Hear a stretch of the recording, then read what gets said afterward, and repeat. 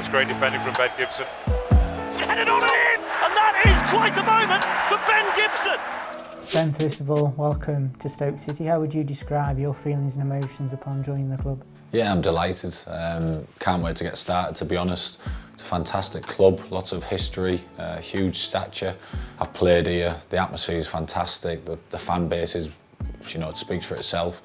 And I want to be part of the team that brings the good times back to Stoke. I know that the last few years have been challenging since the club came out of the Premier League, but I know John Walters, of course, on a personal level, and I know the impact that he can have. I believe in the direction that he wants to take the club in. I had a good conversation with the manager as well, and I think that everyone aligned, we can achieve something really special. What sort of conversations did you have with Jonathan Walters and Steven Schumacher?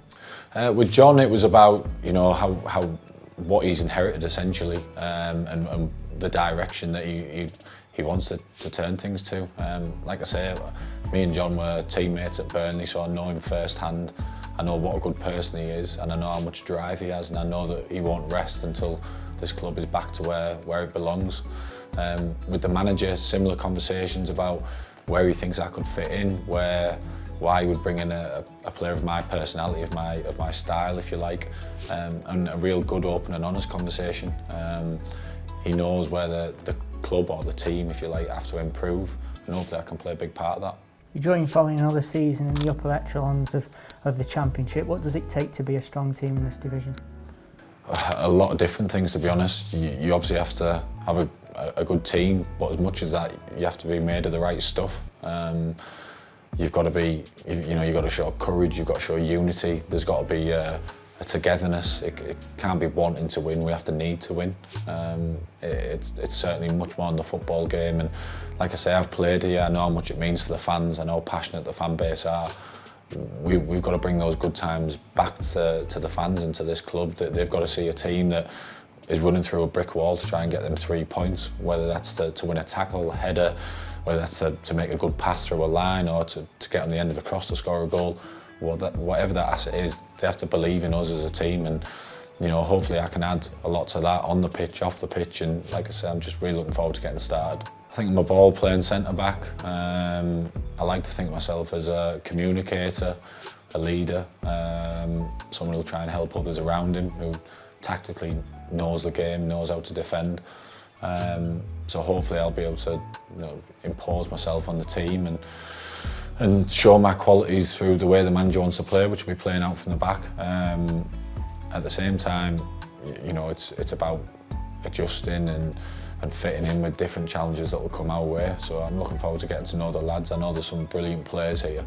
And like I say, it's just about creating that unity and togetherness and real finding a camaraderie that'll set us on our way to achieving something great. You mentioned being comfortable on the ball there. How important is that in the modern game? Yeah, I think it's huge. I think that's the direction football's heading, isn't it?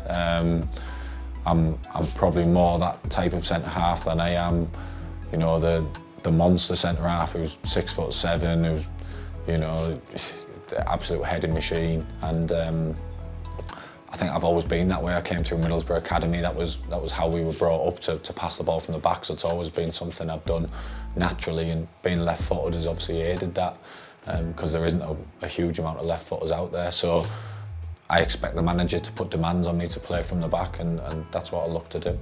Having come through at your hometown club, Middlesbrough, do you see some sort of similarities between the two sort of communities that you represent? Really similar, hard working class background.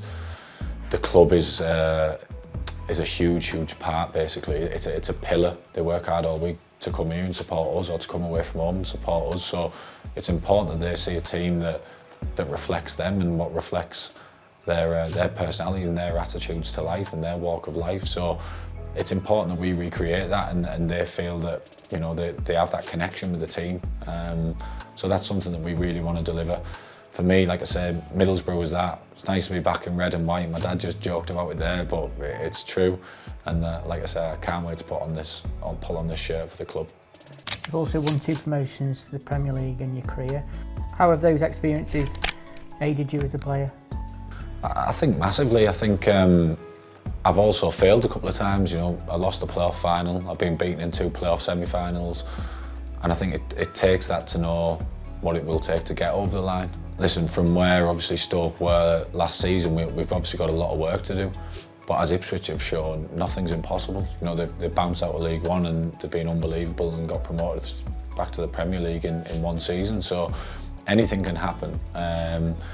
What we have to do is we have to build a culture and create an environment where we're all demanding of each other, where we don't accept second best from anyone in this football club, top to bottom. We don't accept second best of each other, and we have to place them demands on each other right away. And that will start with a good, strong pre-season. We have to implement the way the manager wants to play, finding an effective style that works clearly for us. And I know that the manager has that through the conversations that I had. He's very clear about the identity that he wants his team to have, and that's going to be really important. There's going to be ups and downs. It's a roller coaster, of course. That's what the Championship is. But the important thing is sticking together, and the club showed that they can do that last season. They stuck together in a difficult time. Now we'll be looking to obviously significantly improve that, and that's why I'm here. I want to make a big impact. Jonathan Walters has previously described you as an unbelievable professional. Can you give us an insight into how you live your life as a footballer? My life is quiet, to be honest. I dedicate my life to my family, my 2 kids and my football.